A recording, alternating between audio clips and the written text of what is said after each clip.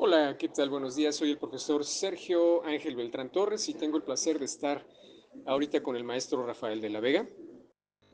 Él es maestro en arte y literatura por la Universidad Autónoma del Estado de Morelos y profesor de español y filosofía en Tecmilenio. ¿Qué tal, Rafael? ¿Cómo estás? Hola Ángel, buenos días. La verdad te agradezco mucho esta oportunidad para poder conversar sobre literatura. Sé que tus alumnos tendrán mucho interés en saber varias cosas sobre esta disciplina que asimismo también es un arte. Así es, te agradezco que nos permitas contar con tu opinión al respecto. ¿Cómo, en este sentido, cómo nacen los movimientos vanguardistas? Bueno, los movimientos vanguardistas son movimientos que se dieron en todo el arte, no nada más en la literatura. También podemos encontrar pintura vanguardista, arquitectura vanguardista.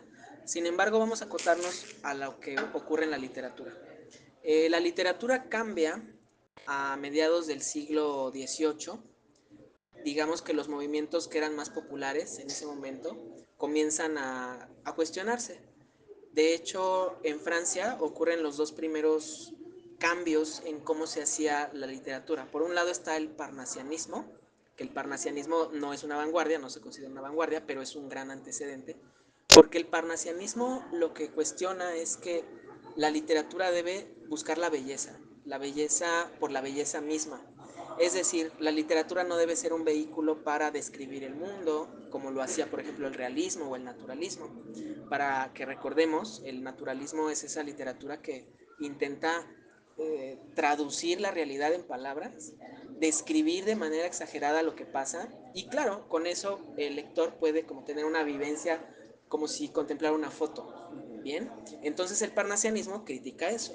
El parnasianismo dice que la literatura debe buscar la belleza y no reflejar la realidad, sino más bien inventar cosas. Eso es un punto de partida para que existan las vanguardias. Y el otro movimiento interesante es el simbolismo. Entre los simbolistas más destacados pues estaría Charles Baudelaire o Charles Baudelaire, como muchas veces es referido.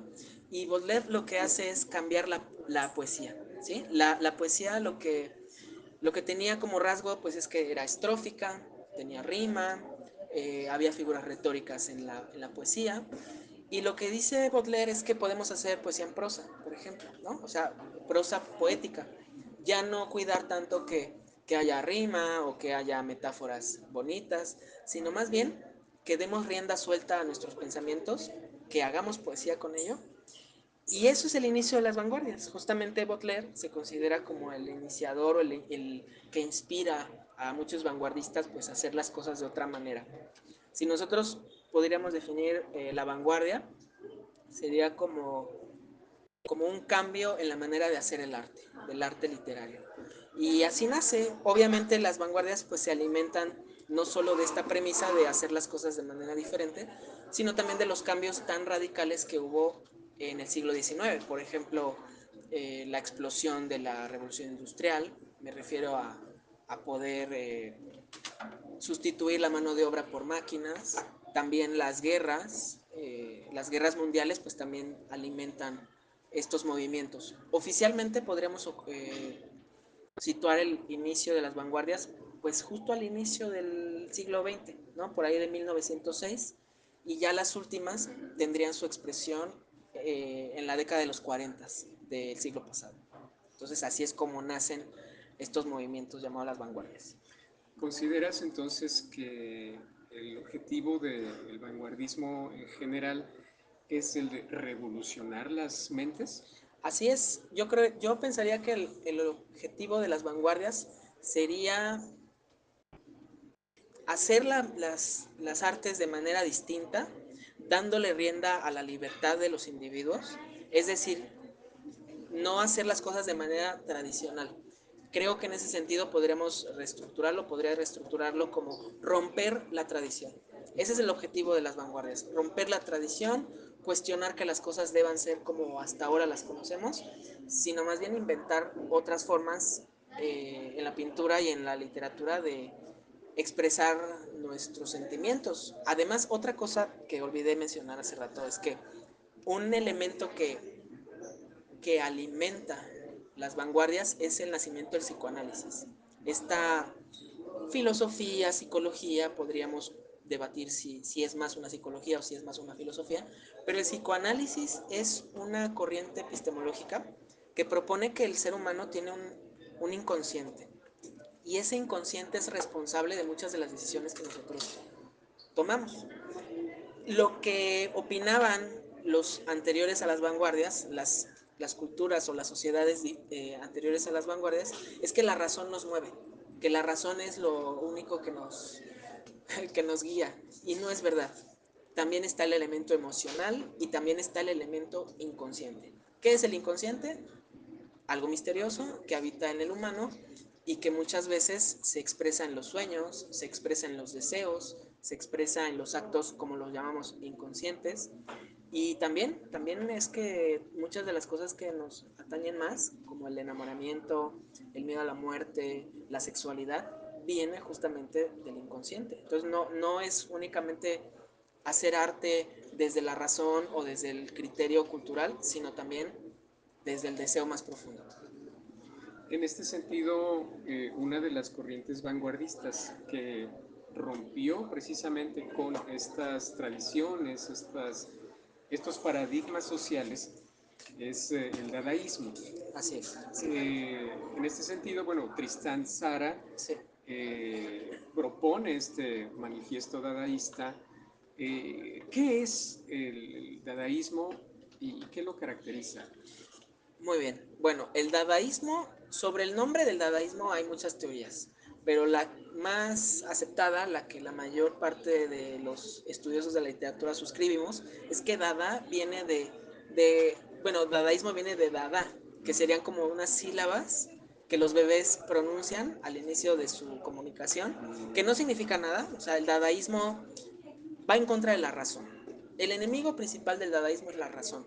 Los dadaístas lo que proponen es que el ser humano debe tener la libertad de dejarse ser, por ejemplo, infantil o dejarse ser animal, ¿no? O sea, los dadaístas le apuestan, por ejemplo, al azar, a romper las convenciones. Creo que los dadaístas son enemigos acérrimos de las convenciones sociales. ¿Qué es una convención social? Un acuerdo de todos de vestir, por ejemplo, de alguna determinada manera, de hablar de una determinada manera.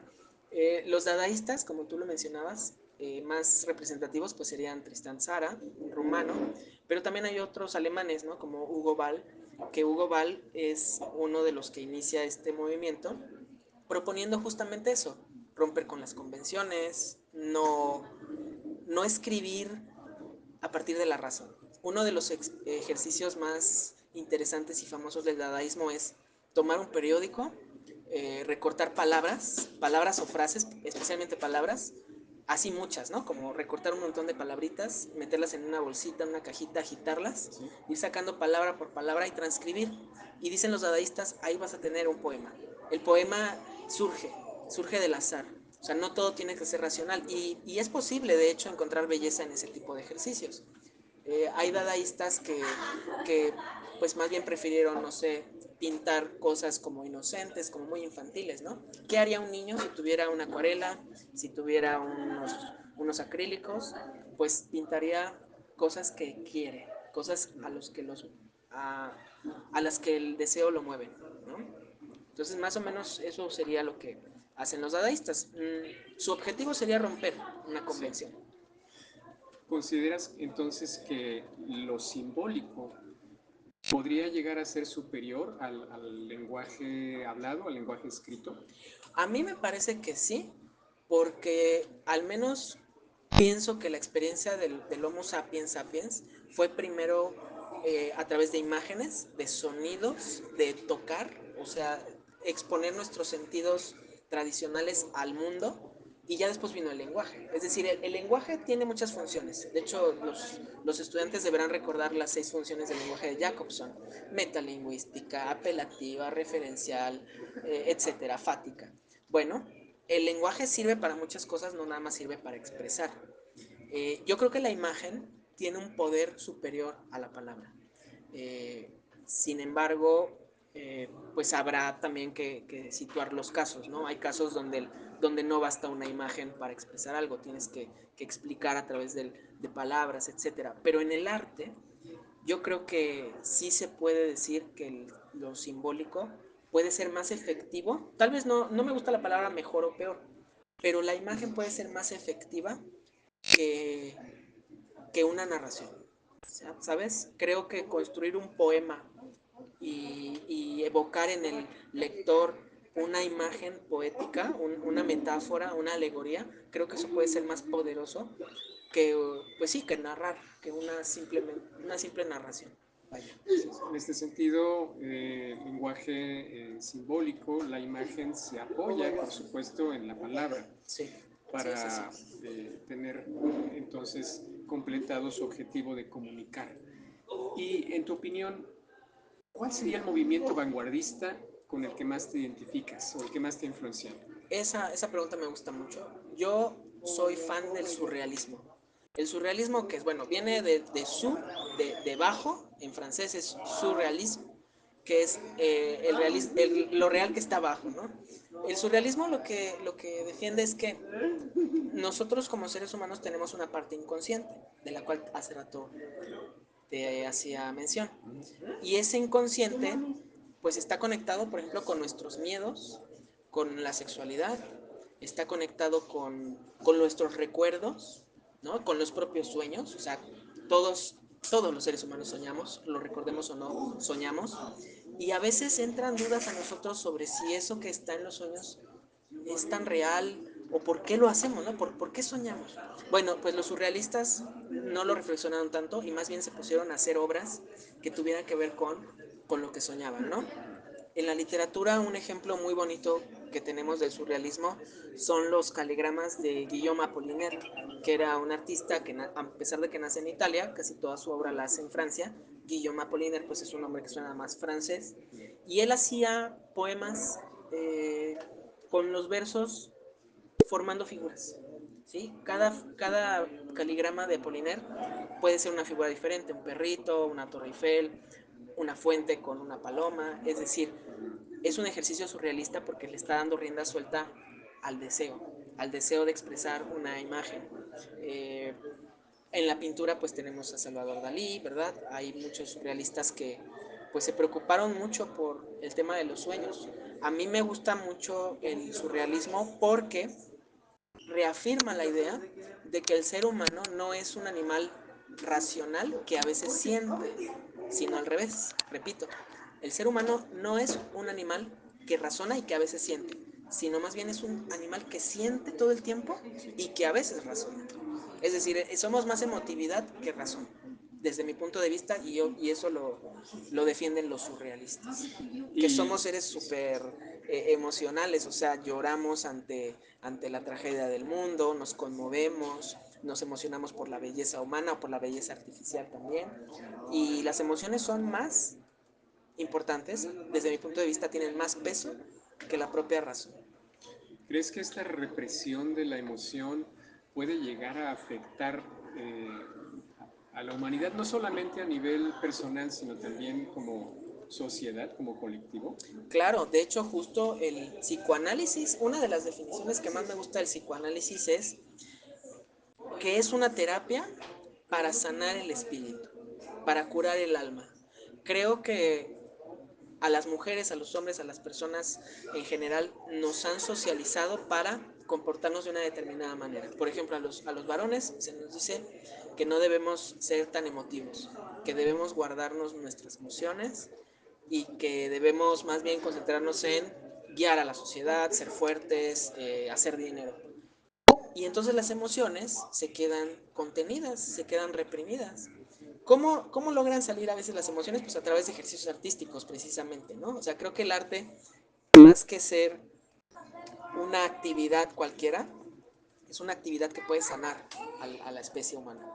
Yo creo que el arte puede sanar a los seres humanos, eh, de que nuestras emociones pues no se queden ahí como contenidas y revueltas y se mezclen con miedos. Bueno, la psique humana es tan compleja que aguas con eso. Por eso a los jóvenes les digo, conéctense con el arte, Nunca duden en aprender a hacer un arte o en estudiar un arte. Hay muchos tipos de arte. Está el cine, está la foto, está la danza, está por supuesto la literatura, pero siempre abracen algún arte porque va a ser un camino que los puede, pues, que les puede permitir ser más emotivos, ¿no? Que les puede permitir expresarse mejor. No se concentren solamente en las matemáticas. Sí aprendan matemáticas, pero también aprendan por qué los grandes artistas de la historia pues han sido tan importantes para nuestro desarrollo humano colectivo. Así es, excelente recomendación.